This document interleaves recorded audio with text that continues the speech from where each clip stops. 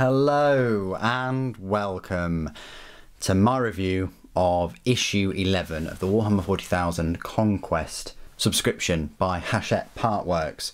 If you don't already know, I say it in nearly all the videos, it's a monthly subscription whereby they send you 4 of these magazines, each costing £7.99, so that's about £32 a month. Each one of these magazines has either models or paints or something. Most of the time it's more value than the actual magazine itself in terms of, cost. What it essentially boils down to is a few issues where there's duplicates, a few issues where they've just grabbed the models from the Dark Imperium set. But either way, I subscribed because there was so many people that wanted me to subscribe and do these videos and cover each issue. Apologies that they are a little bit out of date. I think I'm about a month or so out of date, but I have committed to releasing at least 2 Conquest videos every single week from now on to try and get back up to speed, because I think I'm on issue 20 something at the moment.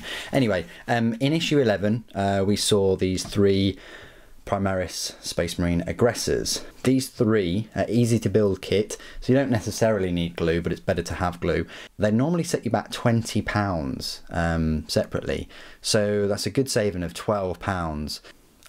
The standard kit is £30, so again you're saving another £10 on top of the standard kit. Technically that's £22 if you were just going to get the aggressors in the standard kit and equip them with these flamers. Let's have a look at the magazine first, then we'll look at the models. I'll do some size comparisons, and then we'll go through all the rules, the 8th edition rules, because you don't get the rules in the magazine as of yet. I think you start getting the rules in issue 14, if memory serves me right. So we'll just move them out of the way for a moment. So there's a big focus on aggressors, obviously. They're clad in Gravis armour, bolt, flame or fist. You've got Gravis armour itself, so it's Mark 10 Gravis armour, excellent protection while allowing the wearer to retain their mobility. It's great for close quarters. Personally, I prefer Terminator armour because it gives you a better save and an invulnerable save, but hey, I don't know what the Tech Priest Call would say about that. Anyway, Warzone Ultramar, March of Plagues, Deadlocked, A Brotherhood Reignited. A lovely bit of artwork there with some orcs. And then How to Build the Aggressors. They're one of the most complex kits so far, I'd say, because you really need to build each one individually because of the way their power packs and ammo feeds slot into the flamers themselves. Now they do have this little bit of extra like scenery. I've already got this kit. I got it in separately when it first came out a couple of years ago, a year and 3 months ago, or a year and a bit ago. So I haven't put them on there just for diversity sake. How to paint the aggressors, what paints you'll need. Obviously you're building up quite a selection of paints now. They're looking not too bad. And then it gives you a mission, Fire and Fury. So 3 aggressors against all of your Potswalkers and 3 Death Guard. Pretty good. Oh, such a good little diagram there as well. Toasting the enemies of mankind. Look at that. Awesome. And then replay extra rules, and then a little bit about the subscription, and then, as I always do on the first looks, I go through the next issues too. So issue 12, I'll go through the first look of that, but it includes your first Death Guard villain, the Foul Blightspawn. I think I recently called him the Biologist Putrefied, but it's not. Anyway, this is him here. I already built him. I'll be doing the review after I do this video, and I've got the crates already set up. Look, oh, should be that way, sorry. So I'll be doing a review of that as well.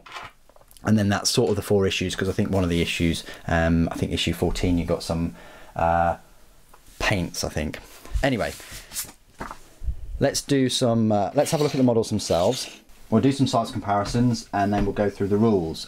So the squad does have a sergeant. I think it's this guy because he's got a load of bling. If we just zoom in a little bit, enhance, there we go. So he's got this kind of Rosarius kind of, he's got this medallion type thing. He's got some keys and bones in a box, some purity seals, more purity seal there on his right gauntlet and a skull on his left. That kind of stands him apart. He's also got something fancy like a skull and a wreath on his right shoulder pauldron. I do like the shoulder pauldrons. I like these half cut pieces, just adds a bit more defense, you know, from the side. You know, where his helmet is kind of exposed. I'm not sure about the belly bit, you know, they do look a bit prego, but you know, it depends. Again, I'm not sure about the big fiber bundles here with the extra armored power packs, but I do like the ammo. I say ammo feeds that, you know, they've just got Promethean flames in there, haven't they? But yeah, pretty decent looking, just stoic. He's just standing there. This guy looks like he's going to trip over maybe. And this guy, I'm not too sure. But at least this guy's got his hand raised. I think Games Workshop could have done a better job with the poses with these. You know, I really am a big fan of the Centurions. And at least you can give them some good poses, except for the ones with the siege drills. They look awful. Anyway, that is the aggressors, what they look like. We'll just lower you down a little bit and show you the spare parts. So these are the 3 little pieces that you can put on there or not. You might want to fill that. I'm going to fill that with green stuff way before I even spray it. But you can always forget and put like a rock over it or something. But you know, the little piece of scenery, it's a nice addition. They didn't have to do this, but you got a normal bolt gun there. You've got a kind of Dark Angel little statuette, and then you've got like a servo skull, I think that is as well. So a few little nice additions, nice touches. Let's show you some size comparisons. So next to a normal Space Marine, absolutely dwarfs a normal Space Marine. This is a Primaris and then some, as you can see. Look at the size. Crazy the bulk on these guys. And then let me just show you it next to a Primaris Intercessor. Again, it's just an Intercessor just dialed up to 11. It's like an Intercessor in Terminator armor, dare I say it. So yeah, these huge walking tanks. And then compared to some Death Guard units, just the Foul Blightspawn. I don't know, the Foul Blightspawn does have a fair bit of bulk, but you can see the aggressor's just that bit more bulkier in that huge armour. So hopefully that helps you with the old size comparisons. What I'll do now is just go through all of the rules and things, which you don't get until issue 14, I might add. The rules are slightly different compared to the Codex, and I'll just highlight that straight away. In the abilities, they both have and they shall know no fear, but in the Codex they have combat squads. So you can have a squad of 6 and it can be split into 2 units. Obviously the rules in the Conquest subscription doesn't include that because the unit contains 1 aggressor sergeant and 2 aggressors, so it doesn't need to have that rule in there. Furthermore, they also in the Conquest rules have this extra ability called Codex Discipline. Models in this unit can still shoot in a turn in which they fall back, but if they do so, you must subtract 1 from the hit rolls in the shooting phase.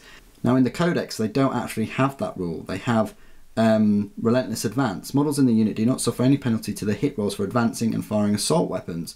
So actually using them, like, you know, with the Conquest rules, you're actually losing out on the Relentless Advance, but you are gaining the ability to shoot when they can fall back. You just subtract 1 from the hit rolls, which is still 50-50 chance, pretty good. So you're losing something, but you're also gaining something. But I thought I'd highlight that to you, you know, straight away. Everything else is the same though.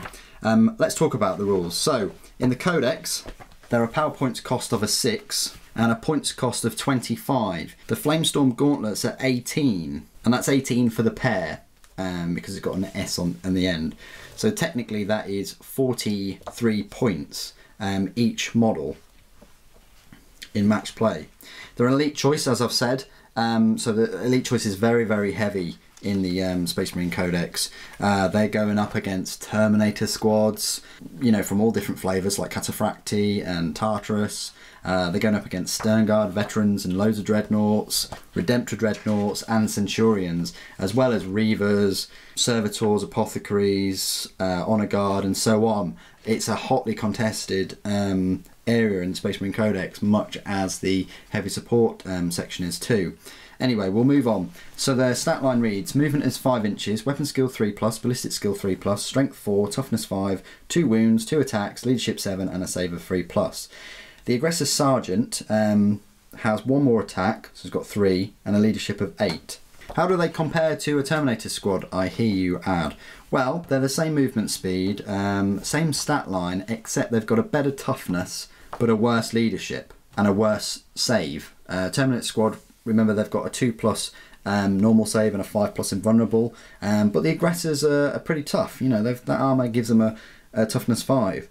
Now, I won't talk about the auto bolt storm gauntlets, only that they are awesome because they're 6 shots, range 18 and strength 4. And I won't talk about the Fragstorm grenade launcher, which those auto bolt storm gauntlets equipped aggressors come with, which again is another 18-inch assault D6 weapon of strength 4. So a lot of DACA with the bolt storm gauntlets, but you have to get in range, and they're only 18 inches, and you can only put them in a repulsor.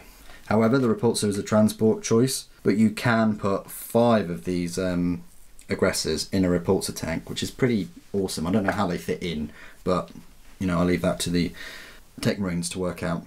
So the Flamestorm gauntlets, they have 2 profiles, a shooting attack and a melee attack. So the shooting is very short range of 8 inches, but it is assault D6, strength 4, AP 0 and damage of 1. The weapon automatically hits its targets. Maybe you get really lucky and you get 2 6s, that is really lucky, but you're getting 12 shots there that are all automatically going to hit. Then you just got to roll to wound. Strength 4 shouldn't be too bad, but against higher toughness creatures it's going to be a bit of a pain. Their melee attack is exactly the same as the auto Boltstorm gauntlet melee attack. So it's the strength is ×2, so you've got a strength of 8, AP is -3 and a damage of D3. Also, when you attack with a weapon you must subtract 1 from the hit roll. So exactly the same as how a Power Fist works. So they are equipped with Power Fists basically. War gear options. All models may replace their auto Boltstorm gauntlets and Fragstorm grenade launcher with Flamestorm gauntlets.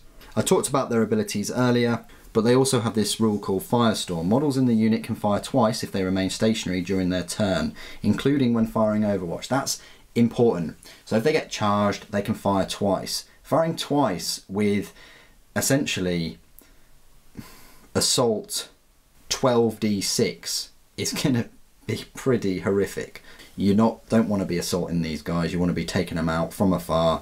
It's going to be hard with normal troops, especially with their toughness 5, but they only have 2 wounds each and the save is only 3+, so just fire a lot of, you know, strength 5, strength 6 weaponry at them and they will go down. The keywords: Imperium, Adeptus Astartes, Infantry, Mark 10 Gravis, Primaris and Aggressor Squad. That's all I've got to say about the Primaris aggressors, and in particular the review of issue 11 of Warhammer 40,000 Conquest. It's a decent issue, it saves you a fair bit of money. If you haven't already got the aggressors, specifically these easy to build kit, it's worth getting because the Flamestorm gauntlets are pretty good. They are going to struggle at range against high toughness creatures.